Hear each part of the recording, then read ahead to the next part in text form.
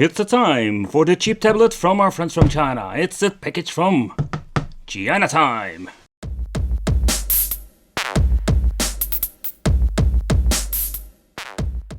Hey guys, welcome back to the channel. It's awesome that you're tuning in, because in this video we are going to take a close look at the new 2021 Media tablet. The question remains, is this thing fake like the other versions? That is what we're going to find out today. Fun fact, so this is more like a trilogy at the moment, because this is the third tablet I bought. It's a new year and all of these new tablets are popping up. And they are cheap and most of the time it's too good to be true, but still I just wanted to check it out for you guys.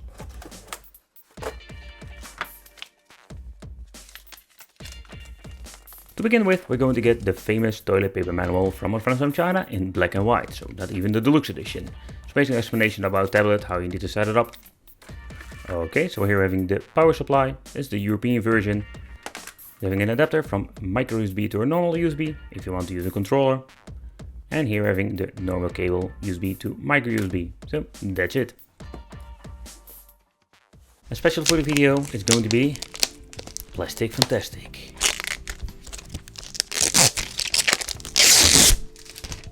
And of course another one on the back. Okay, so this tablet, this model itself has a very big Plastic Fantastic casing, and it looks similar like the first generation iPads, but when looking at the 2020 model, they didn't change out a lot of things. And already I found an issue. Yep, look at this. So the front plate that is made of plastic is not even fitting in perfectly, and it's on this side but also on this side. So this cheap tablet thing, oh man, the quality is really bad. I must say it got quite some weight to it, and the reason why, because it has this metal plate. I like it. It gives a little bit more quality feeling. So this 10.1 inch tablet comes with a very big bezel. And I also noticed that the displays are using not IPS, just a basic LCD. Another thing is, and there can be a construction error, you can see there is quite some space between the LCD panel and the plastic casing itself. The camera at the front is pretty damn horrible, and the same goes for the one at the back. So I just want to give you also a quick example how bad the quality of the camera is. So I did some quick recording outside.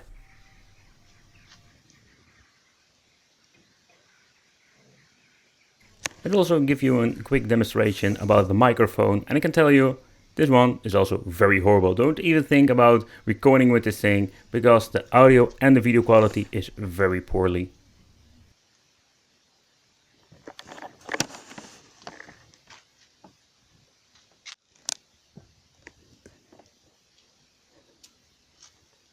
But I also wanted to zoom in so you can see some details of the plants outside. But it overall is pretty shitty. Of course, I mean the camera. So on this side we're going to get the on and off switch, volume control of course, and last but not least, and not this one, but here we're going to get a headphone jack out for the people who just want to use a headphone. Of course you can also use the Bluetooth capabilities. And we're having two stereo speakers, and I can tell you these things sound very tinny, really bad.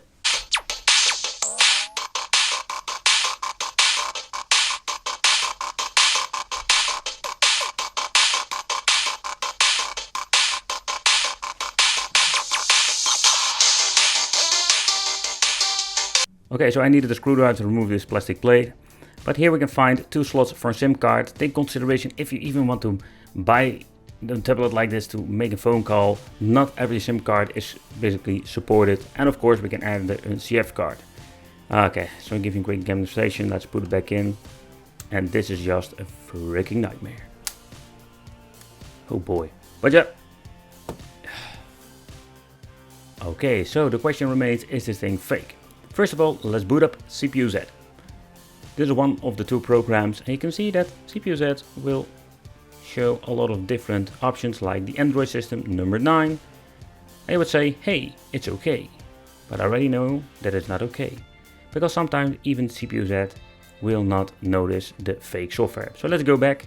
Let's check out ADA64. I could install it this time. With the 2020 model I couldn't install it whatsoever if I sideloaded it off from the store. Finally I could do this. Okay, here we're having the Android X20 is the board and brand. No, kind of weird in my opinion. 8 GB of RAM, 128 GB storage, and let's see, MediaTek MT 6000 version. And let's see with the display. Here you can see the first difference, 2080 by 800. With the retailer didn't say that was the resolution of the display, so that's the first lie. And look at this. 5.1 lollipop. Oh man, oh man, oh man, the naughty boys. So you can see that they basically installed or basically pre-installed a fake Android 9 version. Alright, so let's take a close look at some information what I took out of the Android device or the settings of the Android and ADAS 64. And you can see there are differences basically on every level with the Android display and the CPU. I couldn't find information regarding the storage, but if that was a lie, I would not be surprised. The same goes for the RAM. This is just a moment more like, it's too good to be true. So if you're seeing a device like this for not a lot of money with high specs, most of the time, it is highly possible it's a lie. So that it's fake, this is just a fact. But the question remains, how good is it now in 2021 when it comes to playback? 1080p is the maximum that we're going to get from YouTube, but it's more like a 4K sample. And I must say, even for a fake spec, and better said prehistoric model, it does not really have a very bad playback. So let's try a YouTube video. Awesome that you're tuning in, because we are going to take a close look at something pretty cool. This is what we're going to call the next generation of retro emulation consoles from our friends from China. Yeah, I know, for the people familiar to my channel, I say it a lot. And this time... So next up, let's try a racing game. Let's see how it handles on this old school MediaTek tablet.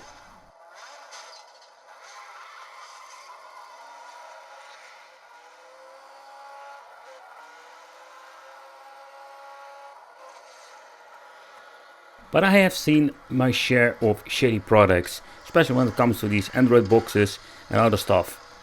But in my opinion, it's not really bad. But don't get me wrong, it's not that we're going to play some PUBG, because a lot of games you can't play them due of the old firmware that is running on the backend.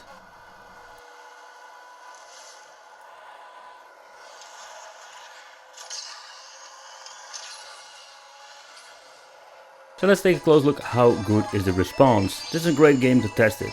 And even for a very old tablet, I must say, out of the box, the response of the screen is not bad at all. Especially when you're playing a game like this, that you need to have a very nice, no input lag.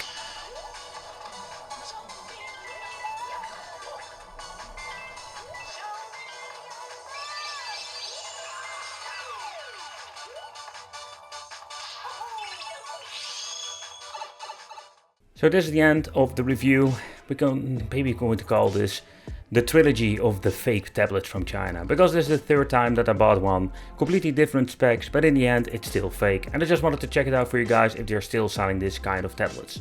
I want to thank you for watching. Let me know in the comments what you think of this. Consider subscribing, hit that little bell, and I will see you in the next video.